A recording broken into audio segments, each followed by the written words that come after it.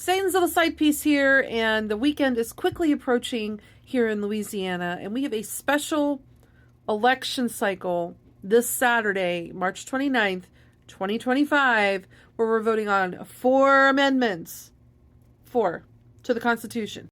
However, the one that really bothers me the most is Amendment 3, which affects how youth are charged as adults. And it feeds quite into a larger conversation, which we're going to get into, regarding Louisiana's prison system. But first things first, Amendment 3 is basically saying, hey, we're not going to rely on the Supreme Court of Louisiana to decide what crimes fall on the list of allowing kids to be charged as adults in the state. No, we're just going to kick that to the legislators and the lower courts, which don't have a good record on juvenile rights in this country. Yeah, so they're going to be reopening a youth prison down here that will be able to hold like another 265-ish kids. And of course, the legislators made sure to shuffle that money around to get him, like, I think he ended up with, at the end of the day, almost 50 million or 70 million for more facilities to hold youth. But that's in addition, and here we go into the larger conversation, this is in addition to the funding he's already getting to build more prisons to hold ICE detainees. I'll tell you what a fucking surprise I learned when I moved down here, because I had no idea, and maybe you did not either, that Louisiana is number 2 for states that have prisons filled with ICE detainees. And as you can see, this is from 2019, and this is back when Landry was the Attorney General of Louisiana.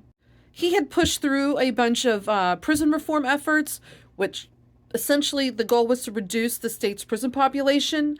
And then he immediately filled the beds with federal government contracts with ICE. Yeah, he's getting his hand greased with human flesh. And part of the reason why the Trump administration is supporting this effort since 2019 is because Trump had appointed at least, I think, 1 or 2 judges in the Louisiana Western District Federal Appeals Appellate Court. And it is notorious for being anti-immigrant. Just picture yourself as Sisyphus trying to push that boulder up a hill. That is the type of struggle you have to get any kind of fair trial, anything down here in Louisiana. In fact, the gentleman who was recently arrested for participating and using free speech at a protest, yeah, this guy was very lucky. He's one of very few who was able to get his case moved back to New Jersey.